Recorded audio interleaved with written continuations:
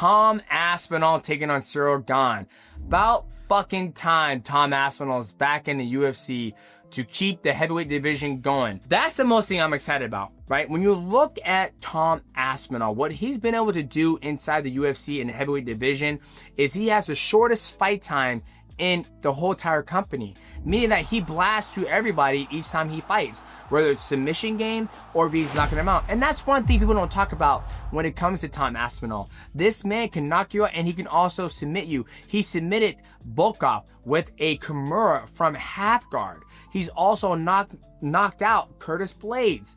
Now, the only blemish he has on his record is when he had that nasty knee injury from Curtis Blades the first time they met. But other than that, he's been clean his whole entire UFC career and finished everybody. He's never gone to decision. His fight against Andre Arlovski, the combinations, him picking his shots, Andre turns his back, he submits Andre with a rear naked choke. He can truly fight anywhere. The only time Tom Aspinall gets in trouble is when somebody tries to hit him. He brings his head back and he brings himself outside of his shell.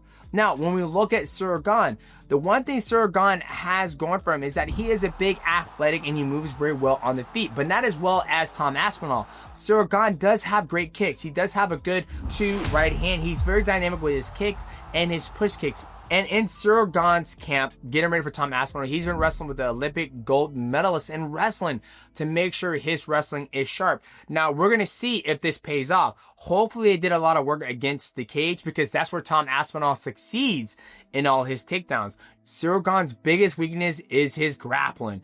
How he's been finished from Jon Jones, and when he fought Volkov, he kept trying to wrestle up, giving up his head and arm. And when he was also fighting Volkov, he had Volkov in a Kimura, and he didn't know what to do with it. He had a great position. He had the leg around his hip. He could have popped up or come around outside the back and locked up a triangle. His grappling awareness just isn't where it should be, you know, when it comes to, like, you know, you're fighting for a world championship in mixed martial arts. But like I said before, boys, to be world champion in UFC or mixed martial arts, it's pretty damn easy. But let's look to the keys of victory for these athletes. Let's start with Ciryl Gane, okay? 1-1 for Ciryl Gane. You got to move. He's got to move, and he's got to be trickster. I don't see him out techniquing Tom Aspinall. I don't see him out moving, so he's got to be a trickster of, you know, tricking Tom like, oh, I got you. Move. Gotcha. Oh, move. He's got to keep Tom Aspinall guessing. If he gives Tom Aspinall the opportunity to set outside the void, feint, leg kick, which he'll probably check those, feint, leg, and let him dictate when he's going to blitz across the void, he's going to get eaten up all day because Tom Aspinall is a master of blitzing across the void, landing those shots. And if he doesn't, you know, feint, kick, push kick, go lateral, always jump off the railroad tracks when the train's coming, he's going to get ran over. Key to victory number 2, you cannot allow Tom Aspinall to take you down. You have to empty the gas tank when he tries to take you down. The reason why is because if he takes you down, you're probably not going to get back up. Okay? I feel very comfortable saying that.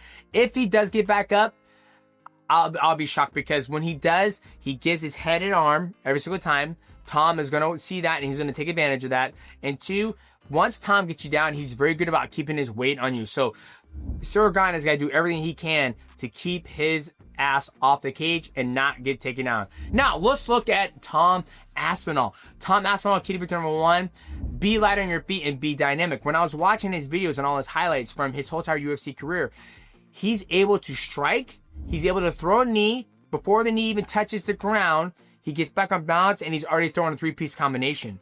He can do that against Ciryl Gane, right? So key to victory number 1, be dynamic. Key to victory number 2, if you're having a hard time and you're being frustrated on the feet, shoot a beautiful double leg and he will succeed in that takedown. If he loses to Ciryl Gane, we're going to see the great John Bones Jones come out and say, here today, gone tomorrow, right? But if he allows that energy from what does everybody think if I can't beat Ciryl Gane as fast as Jon Jones did? Is that gonna, you know, diminish everything that I could have done or have done? Can't let that energy go. The fact that I'm speaking this is bringing energy into that, right? But we cannot turn we can't turn away from that this is what's kind of riding on this fight. So when you look at all these keys to victory, I'm going with Tom Aspinall. I think Tom Aspinall hits too hard. His punches, one thing I didn't bring up is that I'm sure he hits very hard, but we don't talk about the accuracy. He's always accurate when he goes, bah, bah, bah. It's always the 2 down the pipe. He's always accurate. And 3, he can strike, he can wrestle, and he understands where he needs to be at when it comes to the jiu-jitsu part of the game. So boys, let me know in the comment section down below, am I looking pretty good? Am I shooting good? Are my picks looking solid?